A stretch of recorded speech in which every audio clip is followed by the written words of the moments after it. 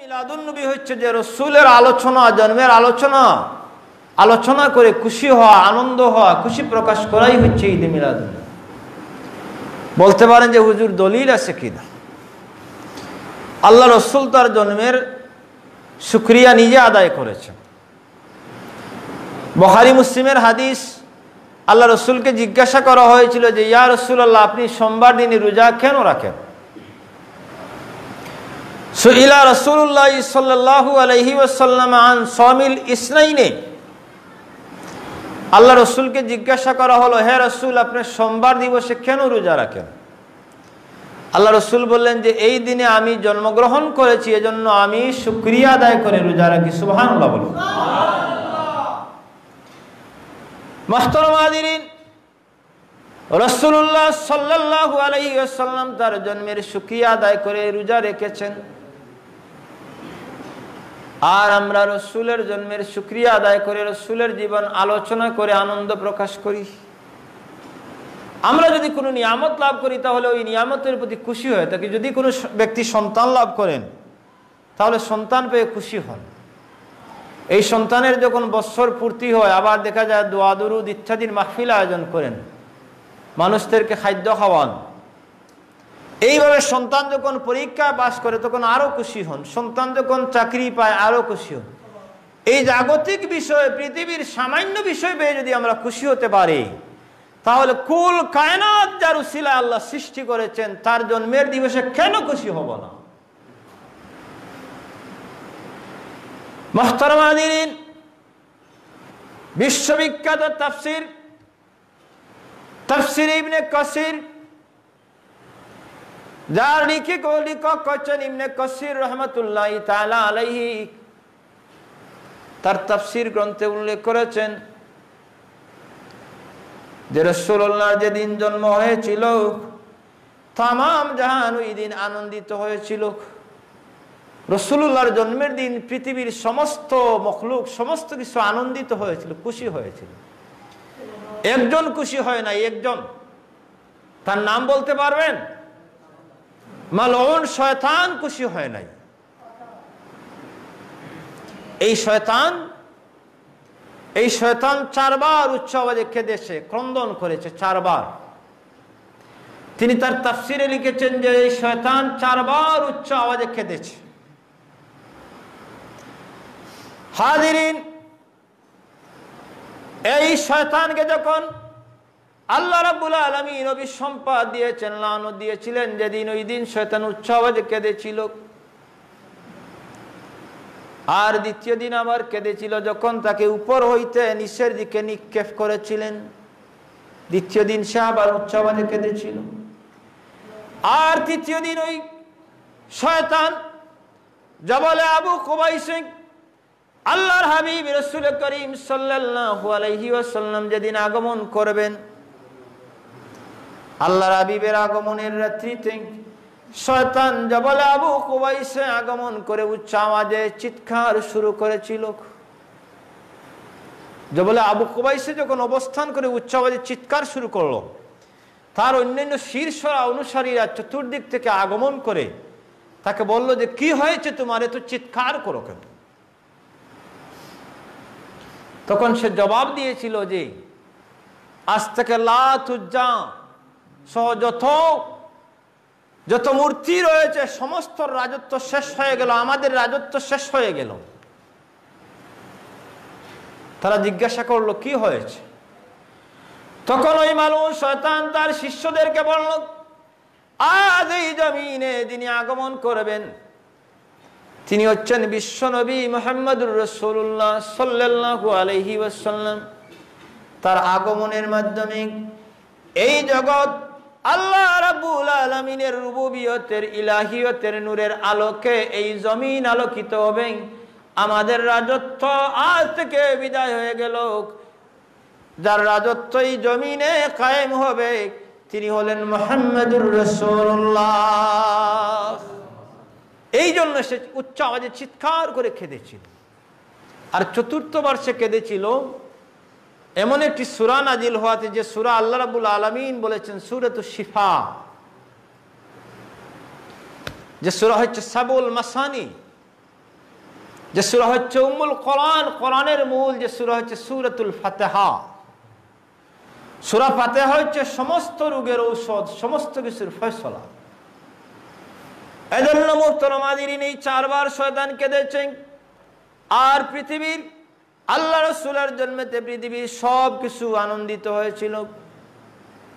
বরজিনজি শরীফে লেখা হয়েছে, ও তাবাশারাত উহুসুল মাশারিক ওয়াল মাগারিব ওয়া দাওয়াব ওয়াল বাহরিয়া ওয়াহতাসাদিল আওয়ালিমু বিসসুরুরি মিনাল কাসিল হুমাইয়া অবশিরাতিল জিন্নু বিজলালে জামানি ওয়ান্তাকাতিল কাহানাতু ওয়া রাহাবাতির রুহবানিয়া ওয়ালাহিদা বিখাবরি কুল্লু হিবরিন খাবীরিন নফিউলাহু সিতা আউতিয়াতুম ফিল মানাক فقيل لها إنك قد هملت بسيد العالمين وخير البرية।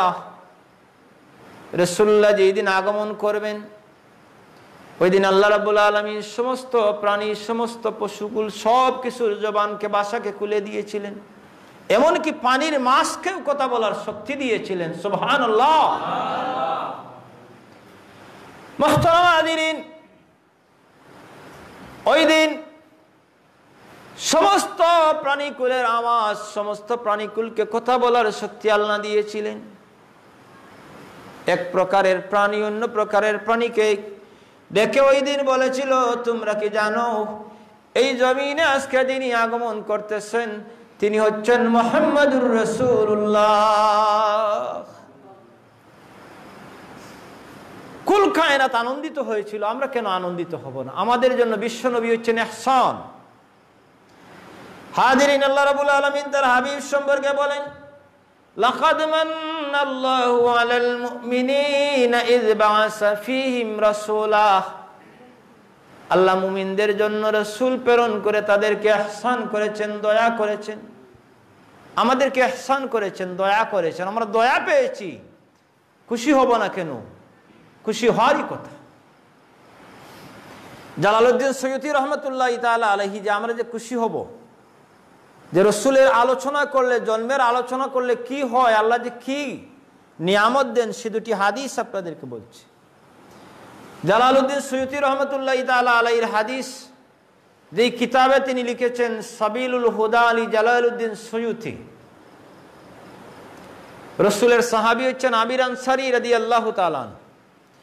আমির আনসারী রাদিয়াল্লাহু তাআলা আনহু তার সন্তান আহলিহি ওয়া আশিরাতিহি, সন্তান এবং আত্মীয় স্বজনদেরকে একত্রিত করে আল্লাহ রসুলের জন্মের আলোচনা করতেছিলেন।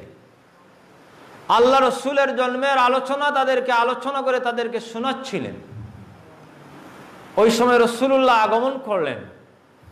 আগমন করার পর আল্লাহ রসুল বললেন যে, ইন্নাল্লাহা ফাতাহা লাকুম আবওয়াবার রাহমাতি। তোমরা আমার জন্মের আলোচনা করার জন্য আল্লাহ রাব্বুল আলামিন তোমাদের জন্য তার রহমতের দ্বার খুলে দিয়েছেন। জোরে বলুন সুবহানাল্লাহ। ইন্নাল্লাহা ফাতাহা লাকুম আবওয়াবার রাহমাতি।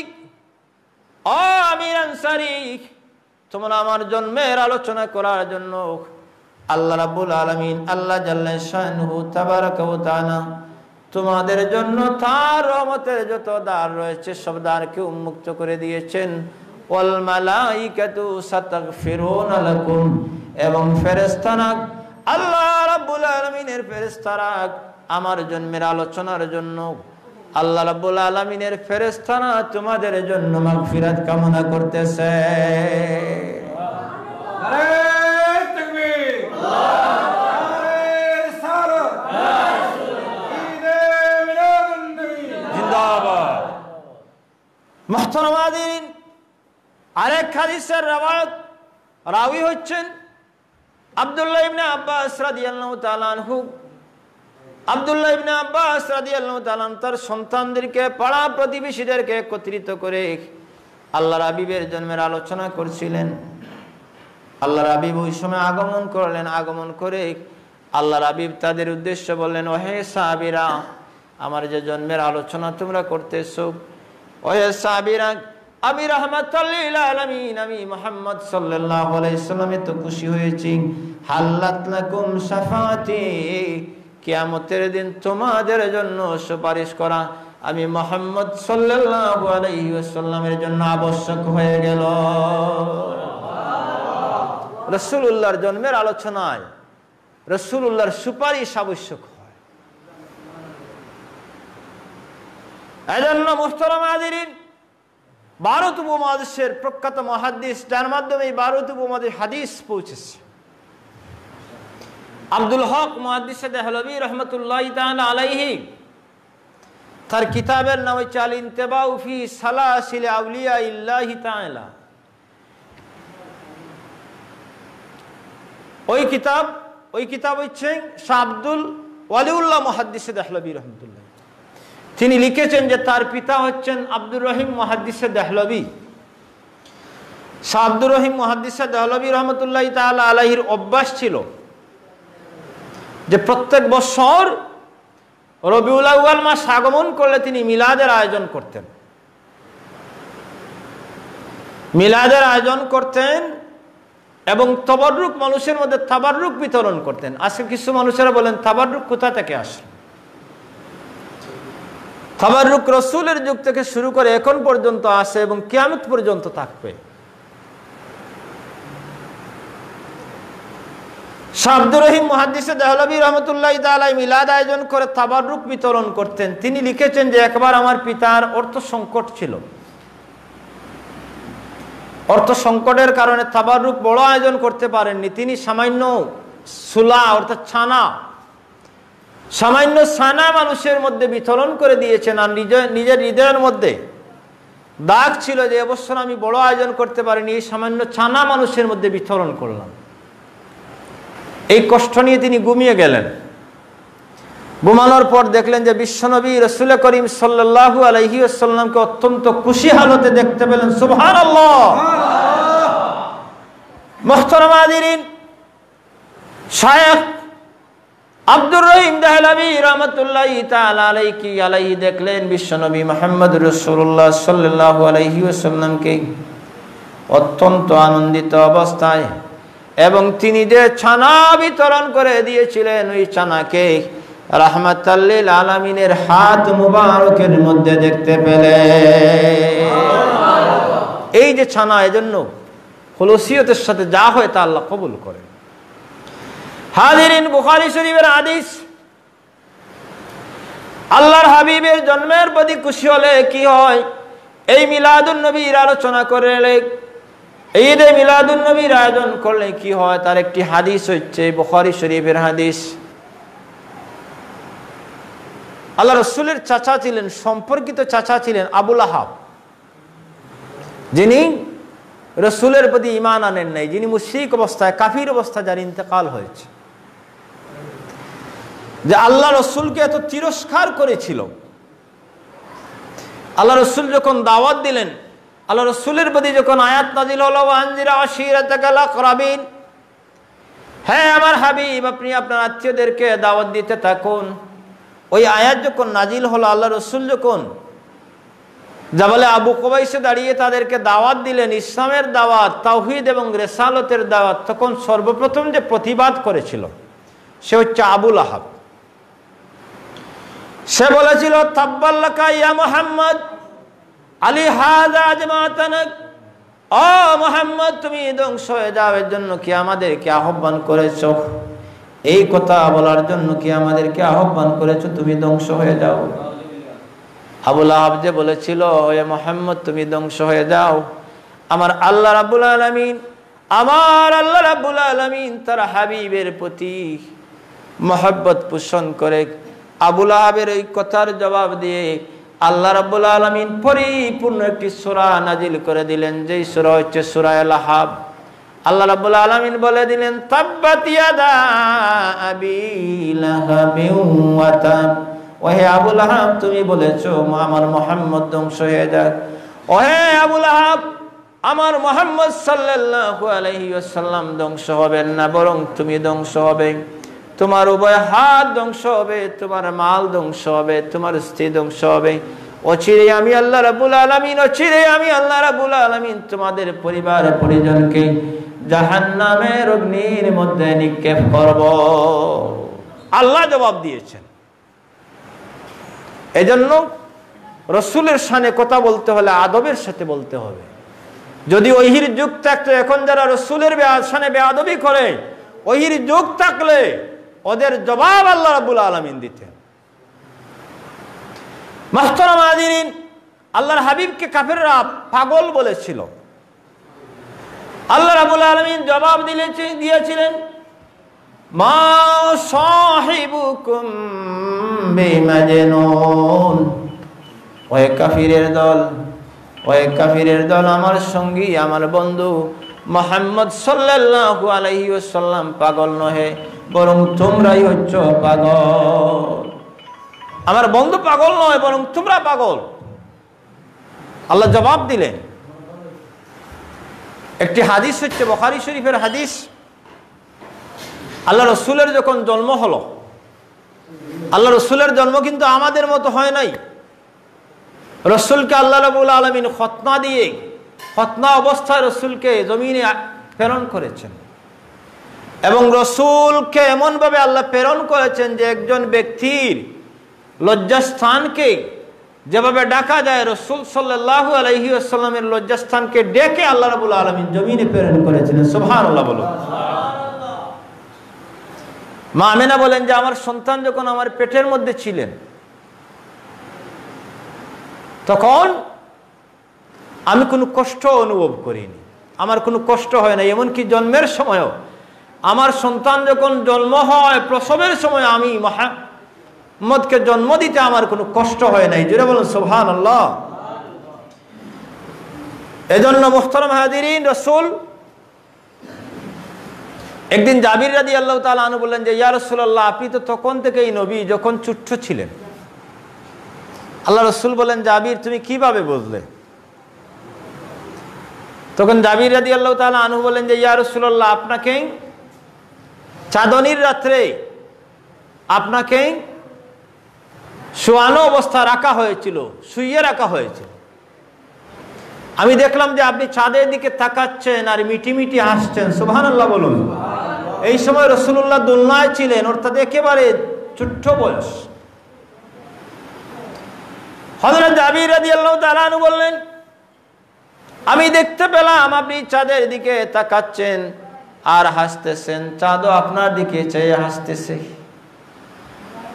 জাবির রাদিয়াল্লাহু তাআলা আনহু বলেন, ইয়া রাসূলুল্লাহ, আমি দেখতে পেলাম আপনি চাঁদের দিকে আঙ্গুলি মোবারক দ্বারা ইশারা করতেছেন, আর চাঁদও আপনার সঙ্গে খেলা করতেছে।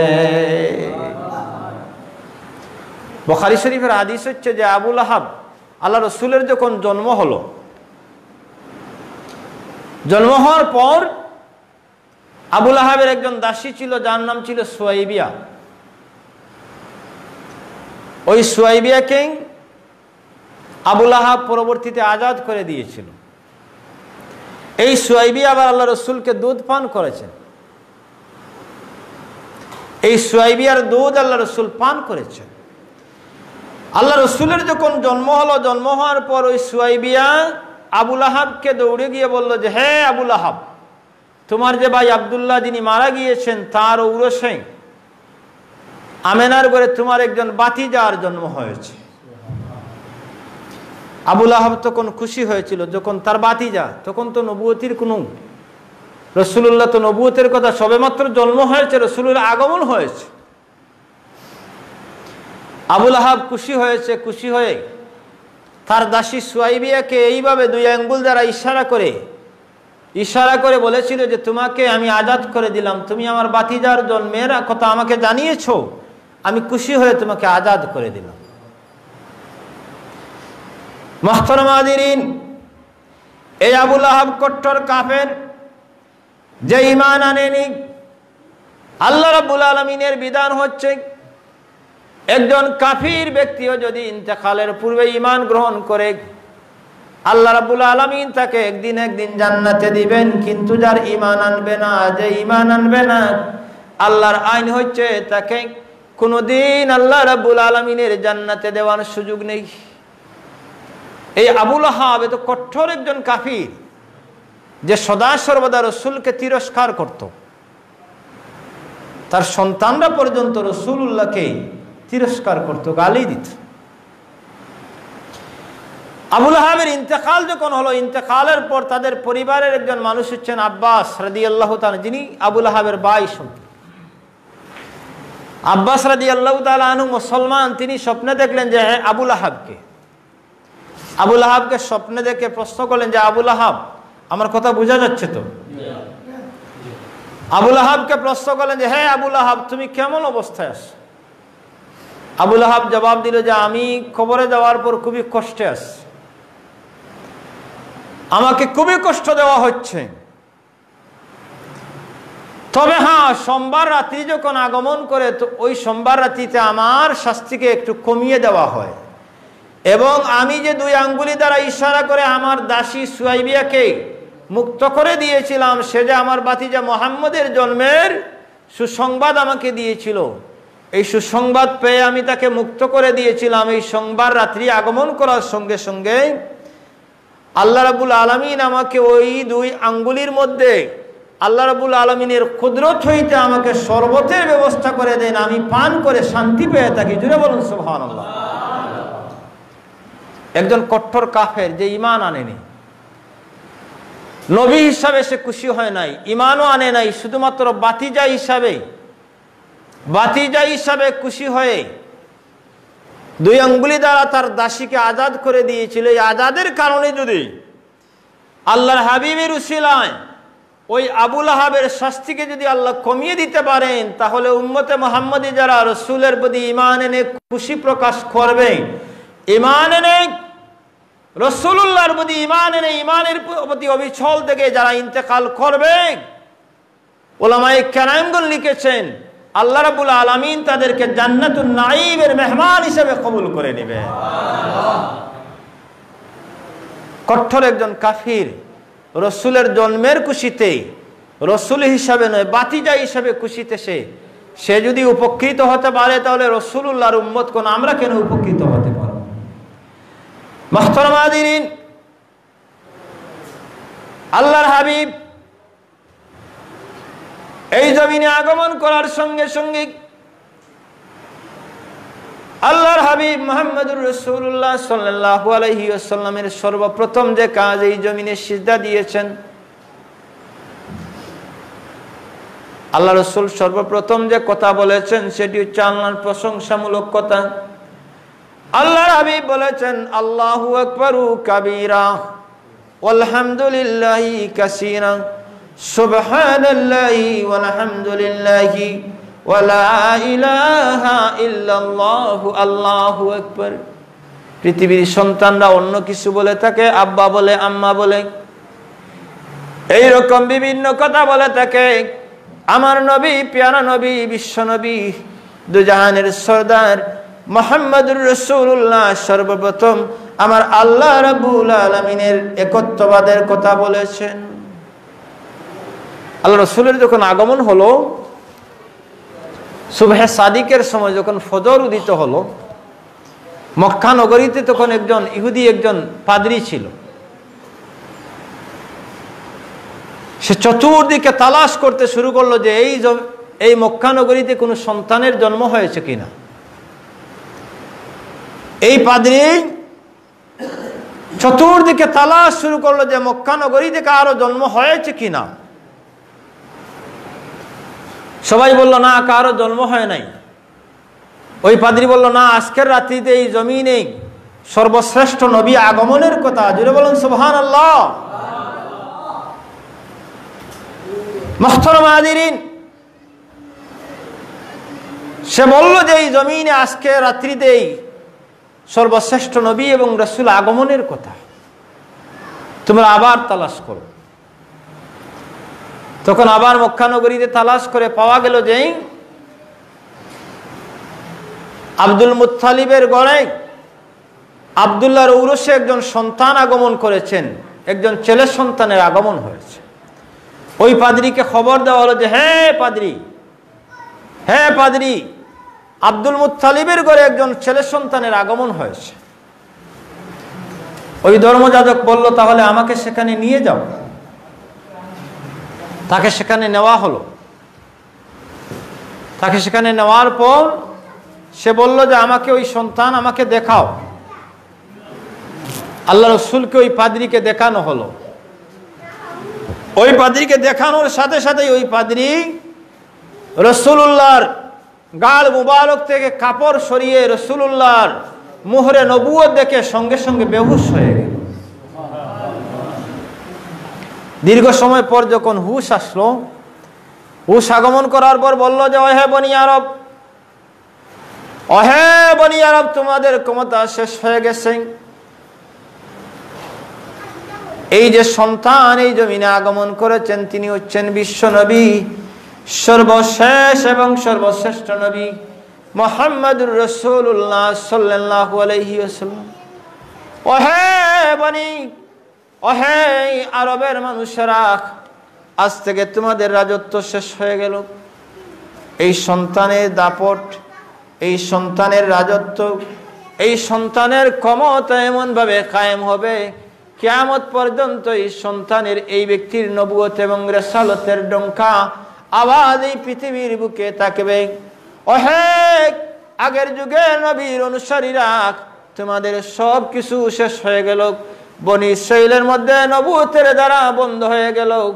আজকে যিনি এই সন্তান যিনি আগমন করেছেন তিনি হচ্ছেন মুহাম্মদুর রাসূলুল্লাহ। এইভাবে রাসূলের পরিচয় সবাই জানত। এজন্য আল্লাহ রাব্বুল আলামিন বলেছেন, আল্লাযীনা আতাইনাহুমুল কিতাবা ইয়ারিফুনাহু কামা ইয়ারিফুনা আবনাআহুম। আরেকটি হাদিস বলে আমার আলোচনা শেষ করব। কিছু মানুষ বলে থাকেন যে রাসূল 40 বছরে নবুয়তি লাভ করেছেন। এই কথা হচ্ছে পরিপূর্ণ মিথ্যা কথা। জোরে বলুন নাউযুবিল্লাহ। আগে একটি হাদিস বলেছি যে জাবির রাদিয়াল্লাহু তাআলা প্রশ্ন করেছিলেন, মাতা ওয়াজাবাত লাকান নবুওয়া। আল্লাহ রাসূল জবাব দিয়েছিলেন, ওয়াদামু বাইনার রূহি ওয়াল জাসাদি, যে আমি আদম আলাইহিস সালাম রূহ এবং দেহের মধ্যে যখন ছিলেন আমি নবী ছিলাম। জিবরিল আমিন আলাইহিস সালাম প্রশ্ন করলেন যে ইয়া রাসূলুল্লাহ মাতাস আদাদুস সিনিন, ইয়া রাসূলুল্লাহ, হে রাসূল আপনার বয়স কত?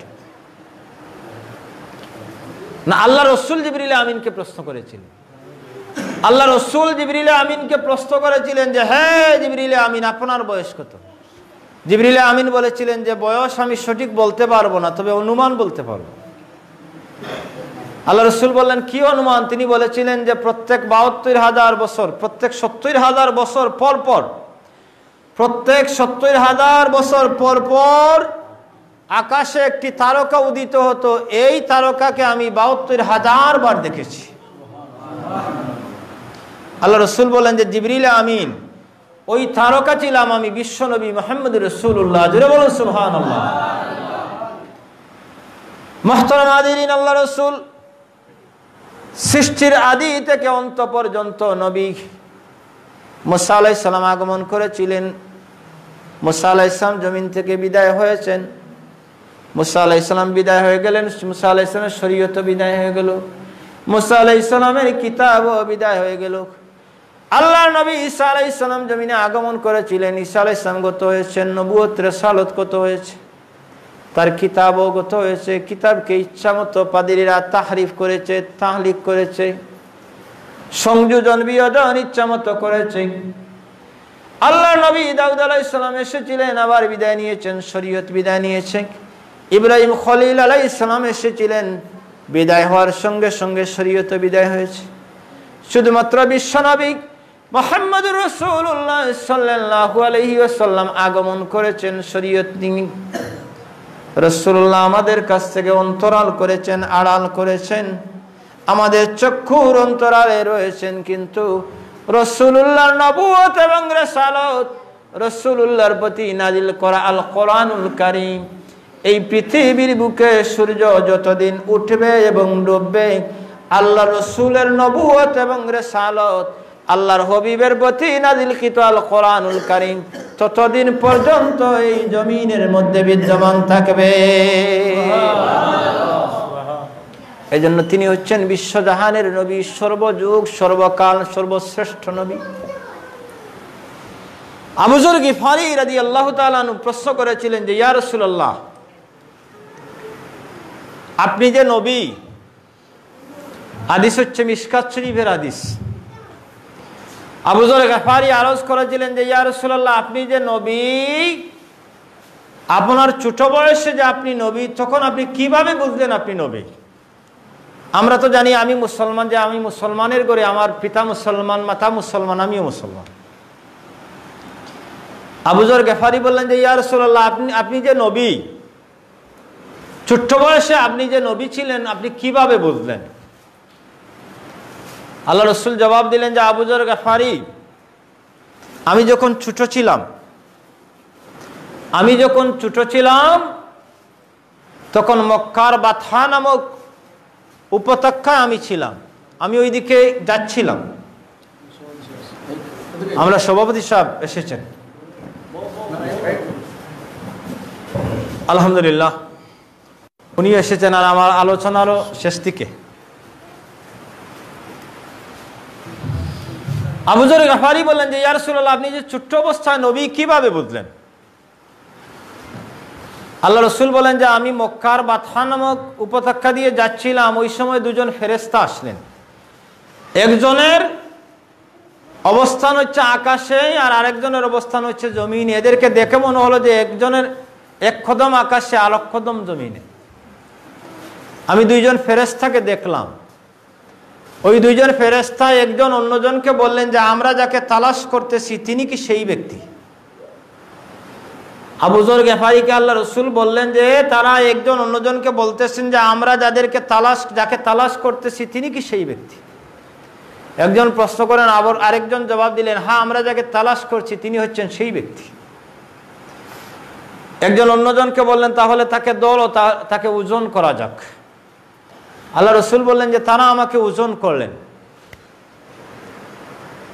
এই ফেরেশতারা আমাকে এই ছোট্ট বয়সে ওজন করলেন, একদিকে আমাকে তুললেন আর অন্যদিকে আমার উম্মতের একজনকে তুললেন। যখন ওজন করা হলো, আমি আমার উম্মতের চাইতে আমার ওজন বেশি হয়ে গেল।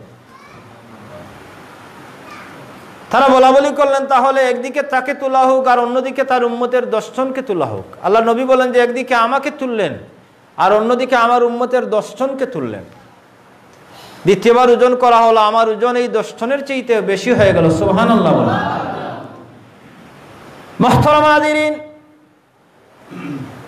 এরপর তাদের একজন অন্যজনকে বললেন একদিকে মুহাম্মদ সাল্লাল্লাহু আলাইহি ওয়াসাল্লামকে উঠানো হোক আর অন্যদিকে উম্মতের 100 জনকে উঠানো হোক। আল্লাহ রসুল বললেন আমাকে একদিকে তোলা হলো আর একদিকে আমার উম্মতের 100 জনকে তোলা হলো। এইবার ওজন করতে গিয়ে আমি আমার 100 জন উম্মতের চাইতে আমার ওজন বেশি হয়ে গেল। মুহতারাম হাজিরিন, এরপর তারা ওই ফেরেশতারা একজন অন্যজনকে বললেন তাহলে একদিকে মুহাম্মদ সাল্লাল্লাহু আলাইহি ওয়াসাল্লামকে উঠানো হোক, অন্যদিকে উম্মতের 1000 জনকে উঠানো হোক। আল্লাহ রাবী বলেন একদিকে আমাকে তোলা হলো, অন্যদিকে আমার উম্মতের 1000 জনকে তোলা হলো। এইবারও যখন আবার ওজন করা হলো, আমি আমার উম্মতের 1000 জনের চাইতে আমার ওজন বেশি হয়ে গেল। মুহতারাম হাজিরিন, তখন ফেরেশতারা একজন অন্যজনকে বললেন তাকে ছেড়ে দাও, আর ওজন করার প্রয়োজন নেই। তাকে যদি তার কুল উম্মতের সঙ্গে তুলনা করা হয়, ওজন করা হয়, অর্থাৎ তাকে যদি একদিকে তোলা হয় আর তার সমস্ত উম্মতদেরকে যদি একদিকে তোলা হয়, সমস্ত উম্মতের চাইতে তার ওজন বেশি হয়ে যাবে। আল্লাহ রাবী বললেন আবু যর গফারি, ওই দিন থেকেই আমি বুঝে নিলাম, আমি তো ছোট্ট শিশু, ওই দিন থেকে আমি বুঝে নিলাম আমি মুহাম্মদুর রাসূলুল্লাহকে আল্লাহ রাব্বুল আলামিন নবুয়তের দায়িত্ব দিয়েছে। আল্লাহ রাসূল বলেছেন, হে মক্কাবাসীরা, ও হে উমর, আবু বকর, আমি যখন ছোট্ট ছিলাম, যখন মক্কার পাহাড় দিয়ে পর্বত দিয়ে যখন গমন করতাম, মক্কার যে সমস্ত পাথরগুলো আমার ছোট্ট অবস্থা আমাকে দেখে বলতো আসসালামু আলাইকা ইয়া রাসূলুল্লাহ, এই পাথরগুলো আমাকে যে সালাম দিত, আমি রাহমাতাল লিল আলামিন আজ পর্যন্ত ওই পাথরগুলোকে চিনি, সুবহানাল্লাহ, আজ পর্যন্ত চিনি। এজন্য আল্লাহ বলেছেন যে ওয়ারাফানা লাকা যিকরাক, রাসূলের আলোচনা করে শেষ করার নেই। আল্লাহ আমাদেরকে তৌফিক দিন, আমরা যেন যতদিন জীবিত থাকি রসুলের যেন আলোচনা শুনি এবং আলোচনা যেন করি, আল্লাহ যেন আমাদেরকে তৌফিক দান করেন। জুড়ে বলুন আল্লাহুম্মা আমিন। এবং এই মহতী আয়োজনকে যেন আল্লাহ কবুল করেন। আল্লাহর বন্দাগণ আয়োজন করেছেন, বিশেষ করে লন্ডন আমেরিকা থেকে সহযোগিতা করে এই আয়োজনের ব্যবস্থা করেছেন। আল্লাহ প্রত্যেকের জীবনকে, ইহকাল এবং পরকালকে যেন আল্লাহ রৌশন করে দেন। জুড়ে বলুন আমিন। আমরা যারা হাজির হয়েছি, আমাদের অন্তরে হুব্বে রাসূল আল্লাহ যেন পয়দা করে দেন। জুড়ে বলুন আমিন। কিয়ামতের দিন আমরা যেন আমাদের প্রিয় নবী সাল্লাল্লাহু আলাইহি ওয়াসাল্লামের সুপারিশ লাভ করি। জুড়ে বলুন আমিন। মুহতারাম হাজিরিন, রাতি অনেক হয়ে গেছে, আর আমার আলোচনা দীর্ঘায়িত করব না। আল্লাহ রাব্বুল আলামিন আমাদের সবাইকে হেফাজত করুন। ওয়া আখিরু দাওয়ানা আনিল হামদুলিল্লাহি রাব্বিল আলামিন।